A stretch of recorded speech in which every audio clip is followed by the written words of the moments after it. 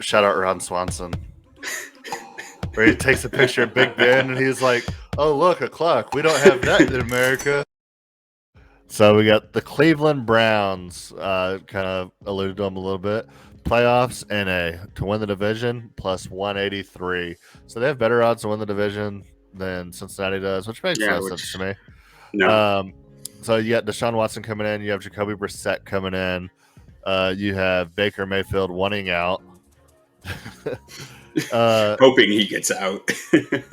Yeah, I mean, but if Deshaun Watson doesn't play, and they just tell Baker like you're the starter, like, and Baker says like, no, I'm not. Do they play Jacoby Brissett and pay Baker Mayfield is what, $28.5 million guaranteed or whatever he makes, being number one overall pick and 6-year or 5th-year option? I mean, I feel like you kind of like. They can't get out of the 5th-year option now, can they? Like, no. I don't understand why they held on to it. Yeah, I mean, well, they gave it to him at the beginning of last year. Right, but you can rescind it. At what point? It was probably after the Watson trade. Like, the deadline to rescind it was probably before the Watson trade happened. Yeah, I don't know, but I mean, who knows? I mean, on their additions, you did not include Amari Cooper, which makes sense because he's not very much of an addition anyway. The site that I pulled these in from didn't include trades. I just missed that one. I included some other trades, but like I must have missed that one. They signed Jakeem Grant. Mm-hmm. I was looking at this receiver core, and the receiver core is not very good. Dude, I mean, I'll be blatantly honest here. This team got worse, aside from getting a better quarterback who has some serious off the field issues. Like, and he has accuracy. This team got a lot worse. Yeah, in my eyes. I mean, Amari Cooper is going to excel as the number one in an offense when you don't have when he's the focal point of offense like he was his first year in Dallas. I think he'll be just fine. He's just not very good in a team where there's multiple options because he doesn't do anything overly special to like separate himself from other guys on the field. But he's just very consistent, can run every route, has the speed to take the top off of defense. So, I mean, if Deshaun Watson plays, they might be all right. They still have Nick Chubb. I mean, they're going to have a good running game.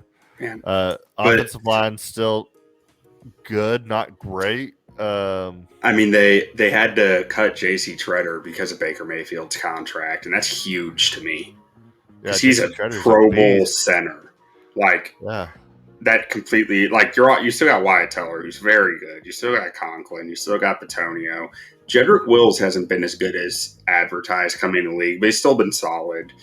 But J.C. Treader was the motor of that O-line. You know, he was the center. He made the calls. He was the guy keeping everyone on their P's and Q's, and he's gone now.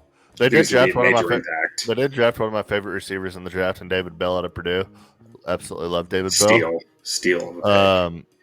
And technically, as of right now, Jarvis Landry's still on this team.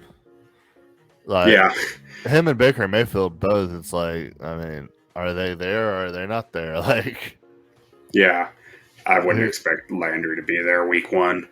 No, and I do really like Donovan Peoples-Jones. Behind those two, they don't have a whole lot. I mean, David Bell's a third-round rookie. I mean, I like Jakeem Grant a lot, but like, not in a featured role. he's a change of pace type guy. He's a great fourth receiver. It's like, they still got a solid O-line, even putting Nick Harris in there at center. We'll see how he does. They still got some decent receivers. They paid a monster. They paid Denzel Ward historical money. I mean, he earned it. He did earn it, but will he live up to it? It's going to be hard to. It's tough for a DB to ever live up to that money, I think. But in most fans' eyes, I think, because it's just, if you're not getting interceptions, people don't notice you. Yeah, I mean, Stephon Gilmore and Darrelle Revis are like the two that come to mind. It's like, oh yeah, they were worth it. Yeah. Having Newsome across from him is really good too. If Newsome can stay healthy. And having Myles Garrett rushing the passer helps. Myles Garrett is their defensive line. Straight up. That's all you need. They're just counting on Myles Garrett being a monster and hoping Elliott and Taven Bryan can do something in the middle, and Stephen Weatherly can, beat one-on-ones. So they have a linebacker named Taki, which is a very good name. It's an outstanding name. So they got that going for them. Hey, Awusa Koromo is a monster too. It's a great name at their weak side backer. That dude can play. So they have some as long as their defensive line can keep the offensive line off of the linebackers, they'll be fine. They have great names at linebacker, if anything. If nothing else, they have great named linebackers. They let Austin Hooper go, and now we finally get to see, like, is David Njoku worth a top 10 pick out of Miami? Who knows? Yeah. I mean, Njoku put together a nice season last year. Very athletic. He can do a lot. But for what they use on for draft capital, you got to do something. So I'm really interested to see how this third round guy they picked, Alex Wright out of UAB, how he does, because he's athletic. He's very good at UAB against FCS competition, but like if he can do something in the pass rush, their D line gets a lot of help. Same with Perry and Winfrey. I think that was a very good pick at 108. But he's a guy with some kind of questionable work ethic too, I believe, which doesn't really seem to work out in Cleveland that often. But no, I think they had a pretty solid draft all in all, and like they have a solid team. But like we're sitting here, and I mean it all falls on Deshaun Watson. I think they had a monster roster last year that's going to be hard to live up to unless Deshaun Watson comes in and plays MVP football for you. Which he could. But he also could not. He hasn't played football in over a year. He's on a team and a system that he doesn't really know. So we'll see. Schedule. I just don't know what to think about this team. Win total's like above 9.5. I'll probably take the under. Just betting that Deshaun Watson doesn't play. Yeah. I mean, I think that's it. Honestly, I don't know that you will even get a win total for them on some books until the Deshaun Watson stuff is figured out. Yeah, with Deshaun Watson, I would expect their win total to be 9.5. Yeah. Maybe 9, maybe 8.5 the lowest, but I don't think it'll be higher than 10. Yeah. I mean, so let's think, like, say that Deshaun Watson's out 6 weeks. So that leaves 11 games. Can they win 9, 10 games in that span? Well, so if he's out 6 weeks, can Jacoby Brissett win you 3 games? Yeah, a lot of it will depend on the timing. Who they play? I think I've said on here, if I'm the NFL, I'm giving Deshaun Watson 10 games across 2 years. First 5 games this year, first 5 games next year, just to make Cleveland feel it. That would be rough. Maybe I didn't say it on here. Maybe I said it someplace else. I've never heard that before. That's what I'd do. That's crazy. If anything, just... I think it's justified. I don't know.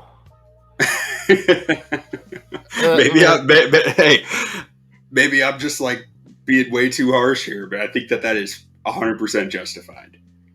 I mean, spending it over 2 years, I think, would be a little, because at that point, it's like, why don't you just spend 10 games and then pick and choose which games he doesn't want to play? Like, don't trade for the guy. Set the precedent. Yeah. I mean, maybe, but then that would, I don't know. I feel like you're setting a precedent that like you can never come back from at that point. I'm fine with that. But Roger Goodell's also... Don't trade for a guy with like 30 pending sexual assault charges against him and give him $80 million guaranteed or whatever it was. Yeah, I mean, that's true. Yeah, I don't know. That's tough. I mean, I think just don't let him play until we get the facts. We need to get Alex Jones in there to get the facts. Oh, God. Find out what's really going on. No one's going to find the facts like that guy. I got the receipt. I got the papers right here in my hand. Roger Goodell, it smells like sulfur from the lizard people. All right, moral of the story: just avoid the Browns. Just don't bet them until you have more clarity. It's pretty clear to just stay away, I think.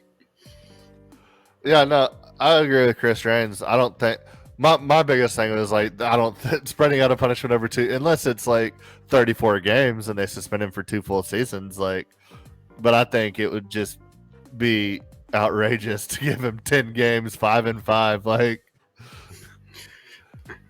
I'm all for it, but I'm because then you still maybe I'm just too five aggressive here. 5 games in a 17-game season. Then you give him if he wins the Super Bowl that year and then comes back and wins the Super Bowl again in back-to-back years after being suspended for 5 games each season, the NFL looks worse in that aspect, in my opinion. No, I don't think so. You don't think so? Nah, I think he's going to win a Super Bowl there either way. If I'm being honest, He's going to win a Super Bowl in Cleveland. You sell your soul to the devil, you're going to get what you want, but it might not be as good as you wanted. Who sold their soul? Deshaun Watson or the Browns? The Browns. I don't know if he's a sell your soul type of guy.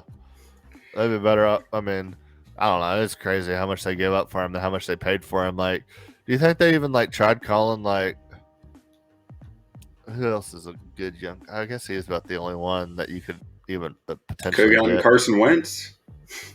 Yeah, I mean, he almost won the MVP one year. No one ever talks about it. No one ever talks about it. It's crazy. Tell us why we're wrong. Tell us why we're right. Tell us what you think. Let us know. Interact with the boys. And last but not least, don't sleep on the Lions. Squad.